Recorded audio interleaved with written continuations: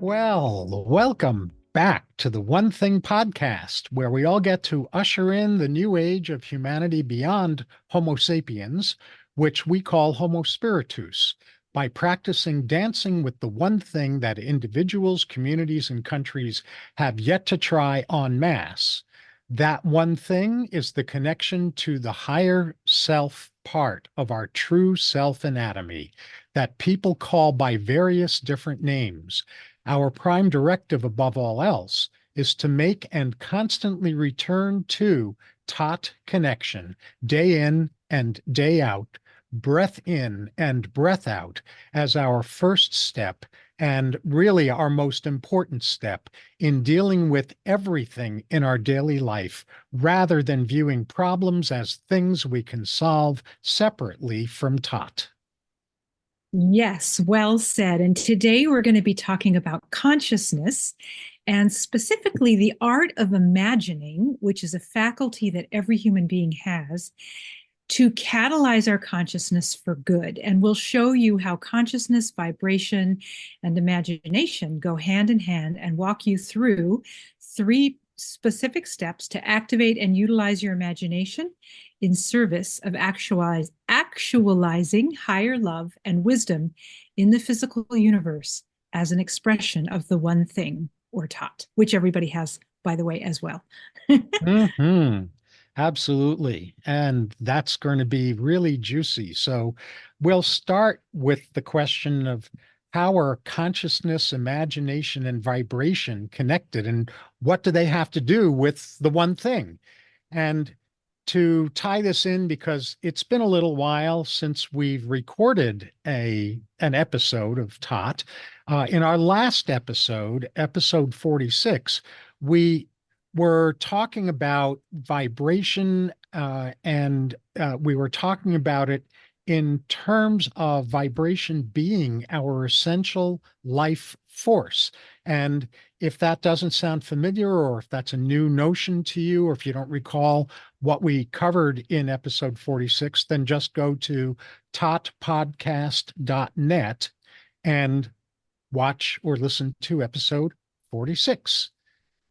Now we're especially mentioning this connection between consciousness, imagination, and vibration because, as I said before, we since we've been on a little break from doing these episodes, we're wanting to make sure we've got some continuity for those of you who haven't been binge watching these episodes, and you're tuning into this episode after not having seen an episode from us for a while. Yeah, perfect. And just as a quick recap, our vibration is the total of our thoughts, feelings, words, pictures in our mind, and our actions. So, and what influences that? Like before we even have a thought or an emotion or we speak a word or that kind of thing, we have a consciousness. Like that's the part of us that is connected to the whole weave of life. All of life is consciousness, and we're an individualized expression of that higher consciousness. And then how we use that consciousness is our own choice. It's, that's the meaning of free will, actually. And some people use it for good, and other people use it for in neutral ways, and other people use it in ways that are not serving to themselves or all of humanity. And this is the way that we consciousness is the way that we are all connected, because it's a hard concept for an individualized mind to think about how is it that we're actually connected to the whole of life. We hear these things talked about, but how does that actually come to play? And it's by way of our consciousness. The good news is that most of our consciousnesses could use some upgrades. And so the good news is that there's always ways to elevate and expand and increase the what's the word? Refining our consciousness. So, that's the reason that we wanted to have this conversation. So, we can also call that tapestry of life the universe. We can call it what are other things? The source of all life. We can call it light. But the key is that that's the whole, and there's a life force to it. There's an energetic life force, and that life force is what animates our consciousness. And then in a couple of steps down from the animation of our consciousness are our thoughts and our feelings and our actions and the beating of our heart and the pumping of our blood and the digesting of our food and, the ability to use words to have these conversations and like that. And consciousness by its own nature is a creative capacity. And so because we're one with the consciousness of all the universe, we just have to kind of parse that out by nature of consciousness being creative, so are we. So we're in a co-creative dance with life. We're in a co-creative dance with the source of all of life, with nature. And so just being consciously aware and present and I guess aware is the best word, then we can be more directive with our energy that is life force, that is consciousness. Everything is consciousness, everything is energy. So we want to get really, first we want to learn how to manage that energy, and then we want to learn how to be masterful at utilizing that energy in ways that are helpful to not only our own lives, our minds, our bodies, our lives, but also to the world around us. So, and we have a mind that can choose, and that's the meaning of directing. So when we direct our thoughts, let's say away from something that is worrisome and down a rabbit hole, and we direct it to something that's serving to our well-being, then that's being directive of consciousness, right? And just as another way of considering consciousness, we've talked in a previous episode about the fifth dimension and the what all of that looks like, and the meaning of it, and to the best of our knowledge. But one thing to know is that there's a bandwidth of consciousness that this fifth dimension is operates in. It's based on vibration and frequency, and it happens to be the same consciousness as the Buddha had, and as Christ consciousness, and that as any ascended master who's walked on earth and then lifted themselves or elevated themselves or awakened themselves or arisen themselves into that bandwidth of consciousness. What that means, and this is the best part, is that anybody who's on this planet can also do that. And not only can we, but it's kind of what we said we would do, especially if we're on the planet at this point in the collective consciousness. So know that it's easier now more than any time in ever recorded history for us to access that consciousness. We just have to apply ourselves in doing that. Mm, yeah. Yeah. Oh, so articulate. Thank you for that. So Yeah. we've touched a little bit on what is consciousness, what is vibration, and now we get to the question before we go into the three steps we want to talk with you about. We go into the question of what is imagination. And Laurie and I view imagination as our capacity to use our consciousness to vibrationally impress inwardly and outwardly specific visions, outcomes, and manifestations that matter to us. Now, that is kind of a mouthful. So, if that's your first exposure to this way of understanding imagination, I'm going to say it one more time so it can sink in. Imagination is our capacity to use our consciousness to vibrationally impress, both inwardly and outwardly, specific visions, outcomes, and manifestations that matter to us. And we want to insert a little myth buster having to do with this understanding of imagination, which is that many people that both Laurie and I have come into contact with over the years think they have, or they don't actually, they don't think they have a good or vivid imagination. But that's simply because most of us have never learned how to recognize or harness our imagination, not because it's actually true.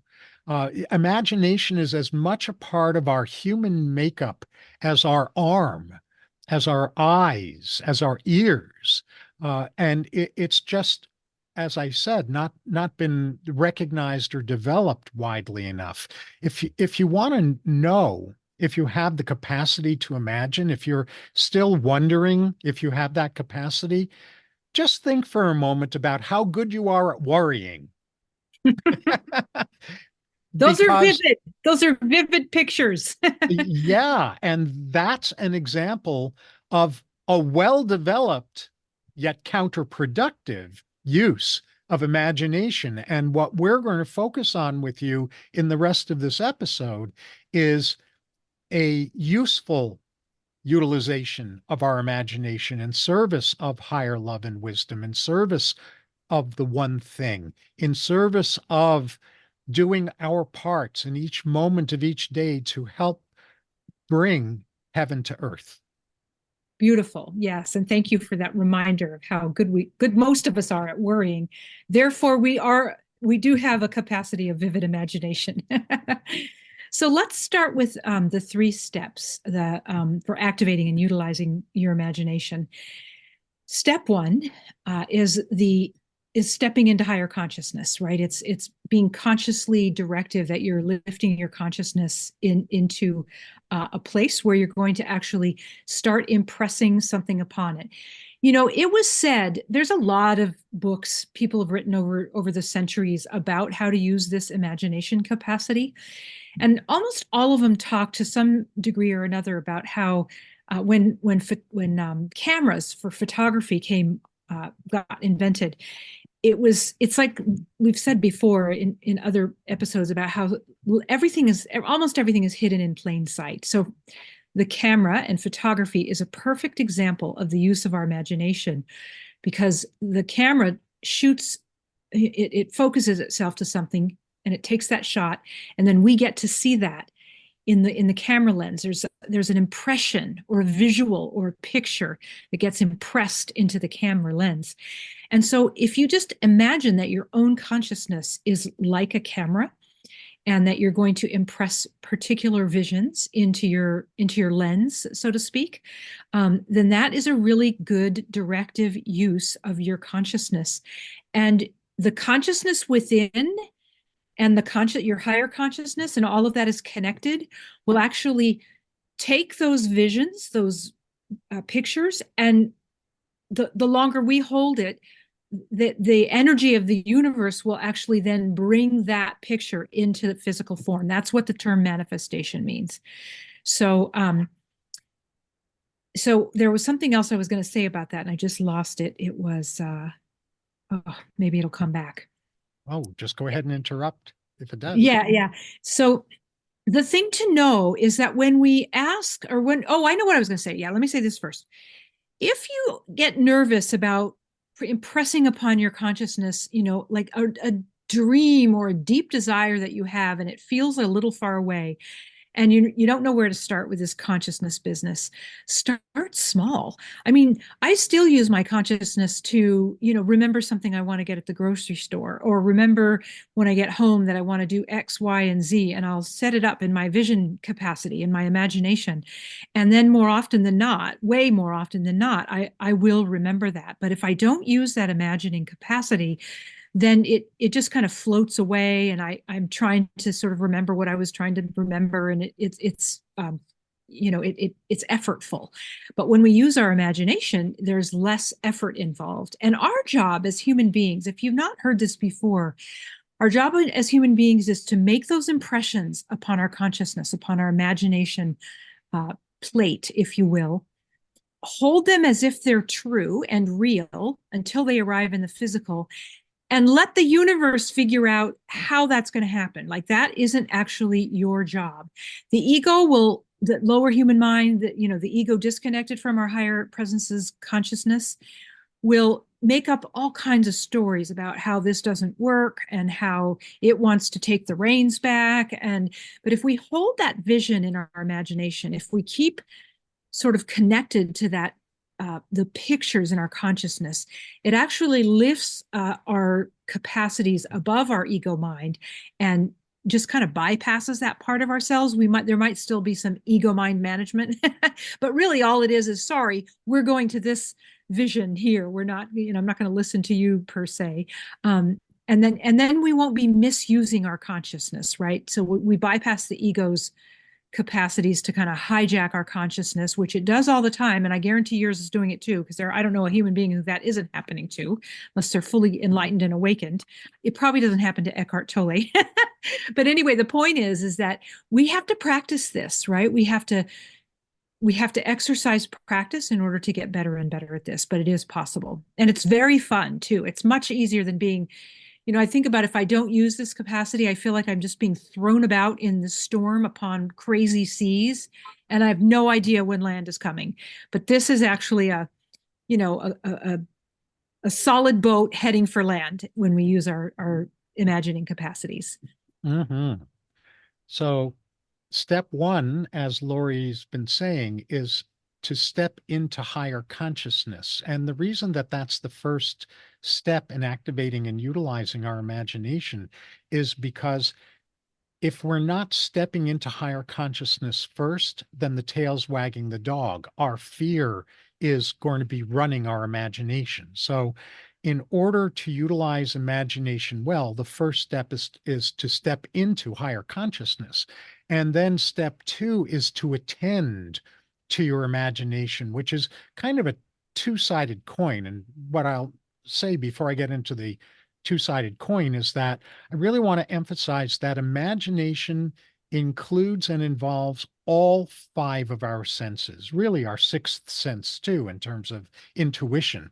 But a lot of people who haven't really been exposed to a full-throated approach to utilizing imagination often make the mistake of thinking that visualization is all that's involved in imagination. And that's not true. What's true is visualization is a very important part of imagination, but so is feeling, so is tasting, so is hearing. All of our five senses plus intuition are what imagination includes. So what we do in attending to our imagination once we've stepped into higher consciousness is we bring to our awareness, our attention, and witness without judgment when we're doing imagining, whatever that happens to be, especially when it's in play according to our ego's beliefs in separation, fear, worry, and judgment. So we don't want to pretend like we're not imagining when our ego has temporarily taken control over our imagination. When we're attending to our imagination, we're noticing first where our imagination is focusing, where it's driving us, what's driving our imagination. And then we start to shift into higher consciousness kind of utilization of imagination. So, an example of that would be to just simply dream of a life so grand that your limiting fears make absolutely no sense inside of that dream. Yeah. And then from that dream, which again, in imagination, it involves all five senses, feeling and tasting and smelling and hearing and seeing, all of that grand life that is so grand, like I said, that it our fears make absolutely no sense inside of that imagining. And then from that place, that consciousness, that imagination, start living that life in this here and now moment today, however humbly that might be, however small or limited that might be at first, knowing that the more we practice this, the more full our imagination will be and the more fully we will feel it.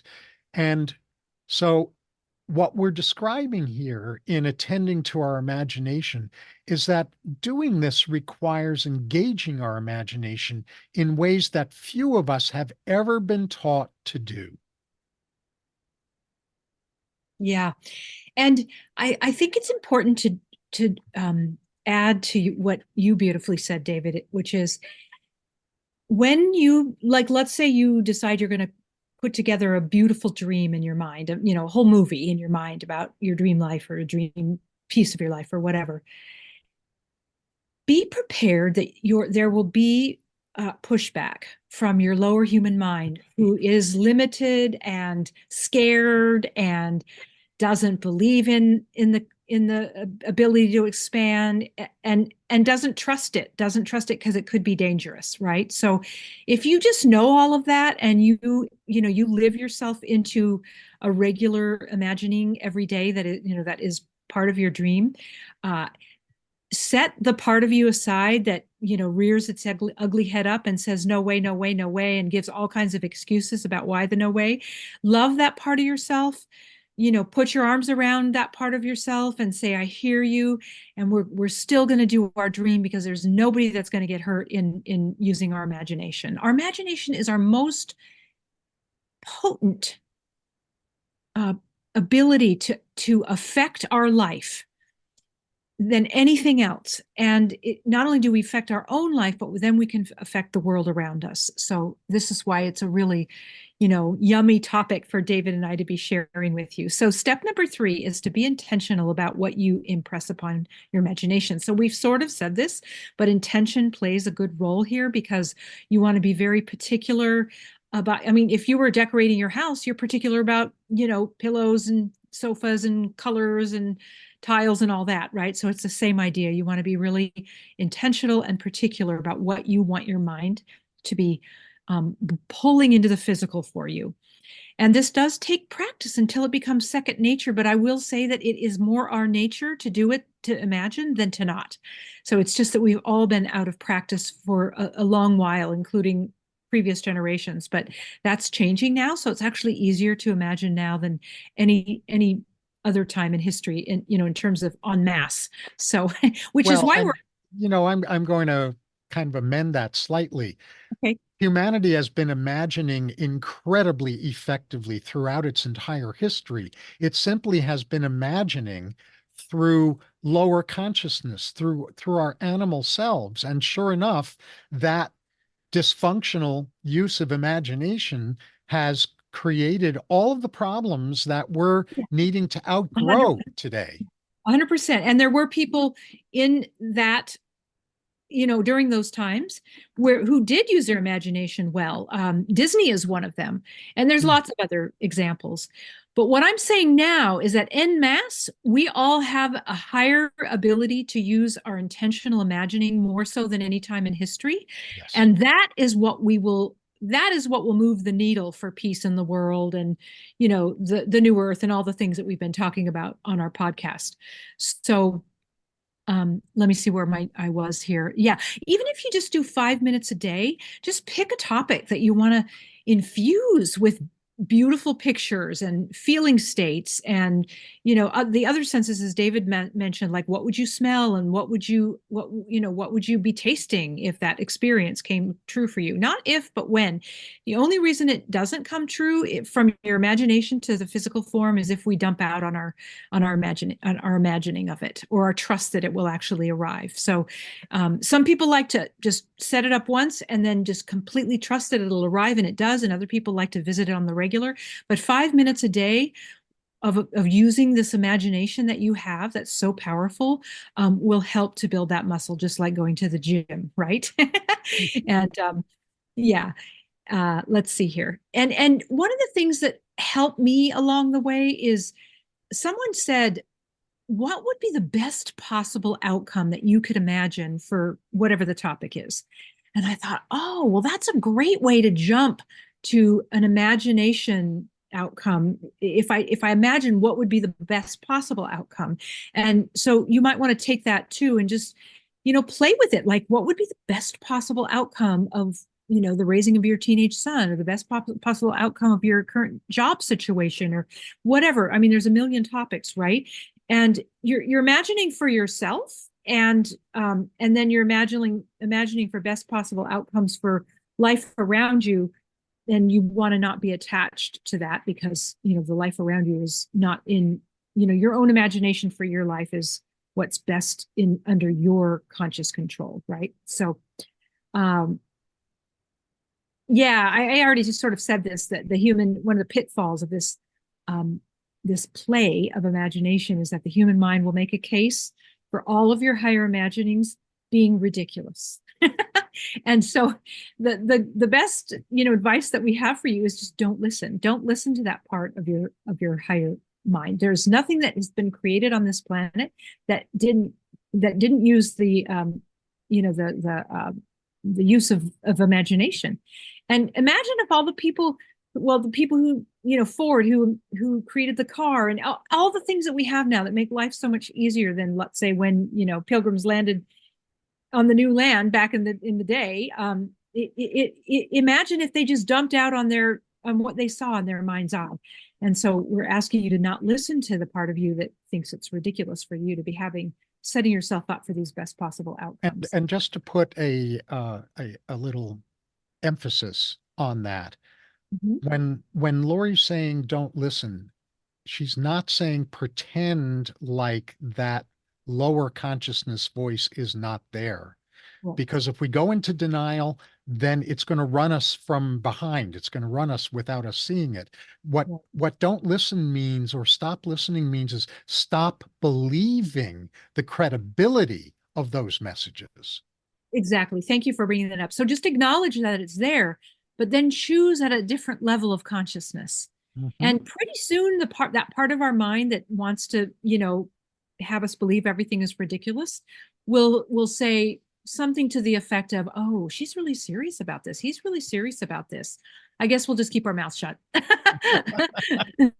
And then the last thing in the steps is that there's a lot of material out, and some of it's really old, 100 plus, and then current material. But some of the names that we can offer to you that have a good bunch of books. What do you call that when they have a bunch of books in one series? Yeah. So Neville Goddard is one of the names, Goddard. Florence Scovel Shinn, Shinn. Wallace Wattles, the Saint Germain Discourses. All of these you can find on Amazon. And if you're not an Amazon fan, then, I think Barnes and Noble probably has them as well. But the other thing is, when you go on Amazon, if you look up any of these authors, they'll show you other like authors. So it's a big trough that you can, drink from. And we do recommend, like, the mind needs to, a lot of these books have case stories in them. And it's very exciting to hear, wow, that person did that. And they did that by the same use of the imagination that I want to develop. And so then, it's just motivating and inspiring. So we do recommend that you feed yourself that way.